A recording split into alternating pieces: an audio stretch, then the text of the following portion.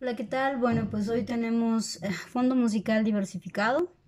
Esto pasa cuando estamos grabando desde casa y no desde escuela o desde estudio, en fin, ¿no? Ya habíamos platicado. Tengo fondo musical arriba, fondo musical afuera y mi perro que seguramente en un momentito nos va a dar un susto. Bueno, chicos, pues estamos cerrando con la lectura final de la unidad 1. Si se pudieron dar cuenta, la lectura 1 nos introduce al problema de la definición conceptual de la psicología social. La lectura 2 viene a trabajar los mismos temas en un lenguaje mucho más sencillo. Ibáñez lo hace mucho más sencillo. La lectura 3 nos da un repaso sobre los temas más importantes y más destacados en la tradición investigativa de la psicología social. Y en la lectura 4, si se pudieron percatar, la lectura 4 se va ya directamente sobre la tradición individualista. Entonces, la lectura 4 nos sirve para anclar la unidad 1 con la unidad 2. Ya en la unidad 2 vamos a ver única y exclusivamente psicología social psicológica, y muy particularmente esta lectura pues habla de eso.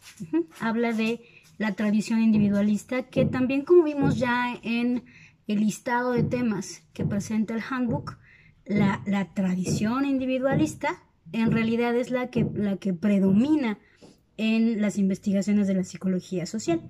Entonces, pues no es de extrañarse que la unidad 1 considere agregar esta lectura. ¿Qué nos dice Blanco? Blanco otra vez nos dice, a ver, dentro de la psicología social podemos encontrar una tradición, ¿no?, que es la PSP, una tradición que va a considerar al individuo como su unidad de análisis, y a partir de los comportamientos individuales va a intentar explicar los comportamientos de los grupos. Lo que la tradición individualista sostiene es este individuo más este individuo más este individuo forman un grupo, y entonces la colectividad se va a explicar a través de las características de cada uno de sus individuos. Eso es lo que plantea la tradición individualista, la PSP, que espero que para este momento ya tengan identificado que la tradición sociológica es PSS y la tradición individualista pues es la PSP, psicología social con tintes más psicológicos. Entonces, esta idea de los grupos no son otra cosa más que suma de individuos. Le sirve a la psicología social psicológica para dar varias explicaciones. Sin embargo, podemos no estar de acuerdo con eso. Personalmente yo no estoy de acuerdo con eso. Yo no creo que si Juanito es súper buena persona, ¿no?, y Laurita también es súper linda persona, ¿no?, Laurita y Juanito van a formar una excelente pareja. ¿Qué creen? Que no siempre pasa. Es decir, a lo mejor en mi familia somos, por decir algo, 3 hermanos, ¿no? Y entonces un hermano es drogadicto, el otro hermano es alcohólico y el tercer hermano no es ni drogadicto ni alcohólico. Entonces, porque 3 personas formen un grupo, ¿no? Es decir, estos 3 forman el grupo Hermanos Rodríguez, por decirlo así. Y entonces, si nosotros quisiéramos definir al grupo Hermanos Rodríguez a través de que este es alcohólico, más este es drogadicto, más este es un chavo que se dedica a su escuela, que no toma, que no fuma, que no bebe, que no tiene vicios, no podríamos, ¿sí me explico? Es decir, el grupo Hermanos Rodríguez no podría estar caracterizado por la suma de condiciones o la suma de características de sus integrantes. A mí no me encanta esa explicación. O sea, a mí me parece que esta explicación no siempre es aceptable. Podemos decir que para la psicología social psicológica le resulta funcional, le resulta útil esta explicación. Yo los invito a que ustedes se cuestionen eso, ¿no? Si yo pertenezco a un grupo donde todos fuman, todos se drogan, todos dicen mentiras, todos son desleales, todos son irrespetuosos, si yo pertenezco a ese grupo, quiere decir que por destino yo también voy a ser una persona que se droga, que miente, que roba, que no. Entonces yo creo que eso es un determinismo. Pero en efecto, La psicología social, psicológica, trabaja mucho con determinismos. Ya habíamos dicho, la PSP lo que busca es establecer generalizaciones. Busca encontrar reglas que le permitan explicar los comportamientos individuales, los comportamientos individuales como reglas de los grupos. Por eso ya les he contado todas estas cosas de si usted es barbón, es psicópata, si a usted le mide el cráneo así, entonces es asesino serial, ¿no? Por supuesto que las investigaciones encuentran ciertas tendencias, pero es esto, es una tendencia estadística, Los números nos invitan a pensar que hay una tendencia. Sin embargo, también ya como hemos visto en otras lecturas, mi realidad, tal como yo la percibo, no tiene que ser tu realidad. Es decir, no porque a mí me pasen ciertas cosas quiere decir que también te van a pasar a ti. Y ojo, no porque a mí no me hayan pasado quiere decir que no te vayan a pasar a ti, ¿no? Es decir, cuando la gente dice, no, es que el feminismo está exagerando porque no todos los hombres matan, no todos los hombres violan, no todos los hombres agreden. ¿Ok? No todos los hombres, pero sí la suficiente cantidad estadísticamente hablando como para establecer una tendencia, ¿no? Entonces, en algunas explicaciones funciona esta idea como de establecer generalidades. Cuando las chicas dicen, no, es que el feminismo está exagerando porque a mí nunca me han agredido en el metro, mi papá es súper buena onda, mi novio es súper lindo, mis amigos son de lo más padre. ¿Ok? Podemos invitarla a pensar, ¿ok? Que tus amigos, que tu papá, que tus hermanos no te hayan agredido a ti, no significa que no sean capaces de agredir a otras personas. Ni tampoco significa que tu papá, tu hermano, son personas ajenas, ¿no? Al entorno social y no significa que no serían capaces de hacerlo. Es decir, las tendencias estadísticas o las tendencias generalizadas que quiere establecer la PSP funcionan hasta cierto grado. Pero siempre, yo creo que siempre es importante pensar, ok, y si una persona se sale de la estadística, y si yo digo todos los hombres que conozco son súper chidos y por eso el feminismo es descalificable, y si uno de los que conozco resulta que a mí no me agrede, pero agredió a su esposa, agredió a sus amigas, ¿no? Es decir, siempre a mí me importa mucho como que estas visiones tanto de la PSP como de la PSS se complementen para no llegar ni a la generalización de todos los hombres son iguales o todos los barbones son asesinos seriales, pero tampoco decir, ojo, mi barbón o mi círculo de hombres sería incapaz de hacerlo, ¿no? En fin, creo que de esto nos habla el texto. Otra cosa que me parece muy importante y que, bueno, no le toca a mi materia, no le toca a la psicología social, ni menos a esta materia. El texto de Blanco nos establece que la psicología en general, sin apellido, ¿no? La psicología en general sin apellido se ha desarrollado prácticamente a la luz de tres grandes escuelas: conductismo, cognoscitivismo y constructivismo. Entonces, a la luz de estas tres grandes escuelas, los primeros aportes, que son de los años, no sé, hasta los años 70, de los 20 a los 70, de los 20 a los 80, son aportes conductistas. Y la psicología social pues no se salva. La psicología social también cuenta con un inicio también bastante conductista.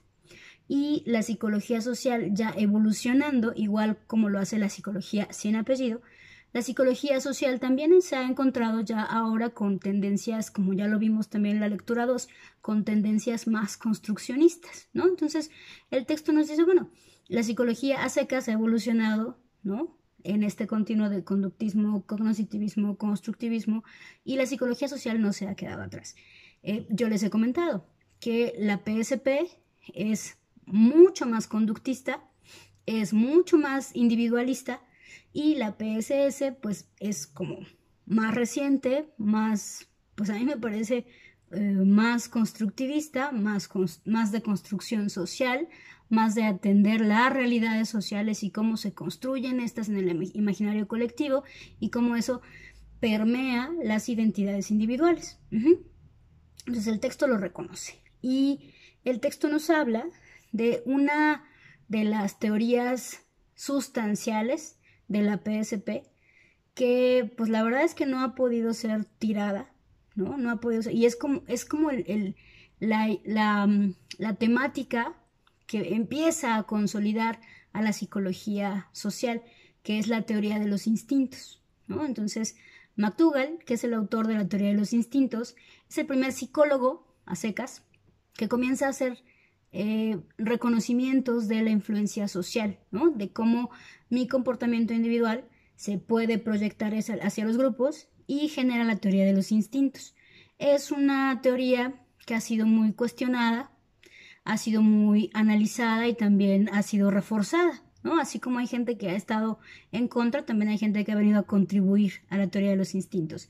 Desde la teoría de los instintos, igual me parece que es un gran aporte porque ya la psicología se empieza a cuestionar, oye, este cuestionamiento solo lo presenta este sujeto o lo presentan otros sujetos. Entonces, lo que McDougall hace es decir, a ver, el ser humano nace con un paquete de impulsos, con un paquete de tendencias hacia ciertas acciones básico. Y a partir de ese paquete básico de impulsos, el sujeto genera un paquete cada vez más complejo de impulsos. A estos impulsos les va a llamar instintos. Son reacciones, reacciones a nivel de acción. A nivel de acción. Y entonces McDougall reconoce siete instintos básicos, por ejemplo, el instinto de protección. McDougall dice, todos los seres humanos tenemos un instinto de protección. Todos queremos, en algún momento, todos tenemos esta urgencia o esta pungencia de proteger a alguien, ¿no? Todos. Todos tenemos, por ejemplo, un instinto gregario, es decir, unas ganas de formar grupos, ¿no? Ganas de formar grupos de amigos, pareja, grupos de familia, A lo mejor hay gente a la que no le gusta tener amigos, no, pero a lo mejor es muy cercano con su familia, ¿no? A lo mejor no le gusta tener amigos reales y genera amigos virtuales, pues excelente, ¿no? A lo mejor hay gente que no sabe ligar en la vida real y es perfectamente capaz de ligarse a 20 en Tinder, pues adelante, ¿no? Está perfecto, son sus habilidades sociales, pero buscamos siempre agruparnos. Entonces, este instinto gregario lo reconoce McDougall y así McDougall reconoce una serie de 7 instintos básicos. Después habla de instintos secundarios. Y ahí ya McDougall empieza a hablar del tema de las emociones. Entonces vean la importancia de este tema a nivel de la apertura que le da la psicología social, porque McDougall al empezar a hablar de los instintos abre la puerta para hablar de necesidades, para hablar de emociones. Y entonces McDougall es como el gran parteaguas en donde la psicología a secas comienza a reconocer a la psicología social, ¿no? Incluso en el texto les mencionan que pues de repente podemos rastrear cuestiones de la psicología social desde Darwin, ¿no? Darwin siendo evolucionista, Darwin no se salva de hacer postulados sociales y bueno, ya eso suena un poquito forzado, ¿no? Decir que Darwin hizo aportes a la psicología social intencionalmente.